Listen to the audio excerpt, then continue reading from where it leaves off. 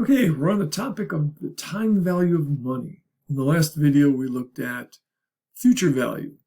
If I put money in now or put money in over periods of time, how much will I have in the future? One thing to take a look at, let's go back.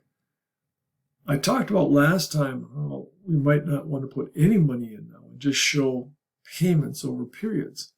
Well, we could do the reverse too. We could just say, I put $1,000 in and I don't add any money. In which case the payment would be zero. Okay, so the future value function in Excel has a number of ways that it can get used.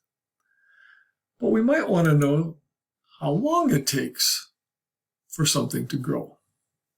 How long would it take to get $1 million, for example? So let's take a look. If we invested $20,000 today, and we need to know how much you can earn. You can earn 9%. How long until you get $1 million? The function in Excel is the number of periods function.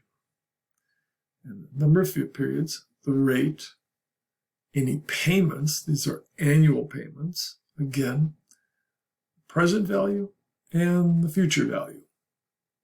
Now here's where it's going to be very important to notice we have negative and positive numbers, or we'll get an error. So let's fill this in. Rate is 9%. I'm not contributing any money every year or every period. Present value, I invest. I'm putting in $20,000. So I'm going to represent that as a negative number. And I get back $1 million. So I'm going to show that as a positive number. And when I calculate it out, it takes 45 years. So if you got $20,000 sitting around today, well, I just put it in the bank, invest it in the stock market, and in 45 years, you're going to be a millionaire. I want to stress again, this number is a negative number. This number is a positive number. If you get an error, that's the first place to go looking. Now let's talk a little bit more about number of periods.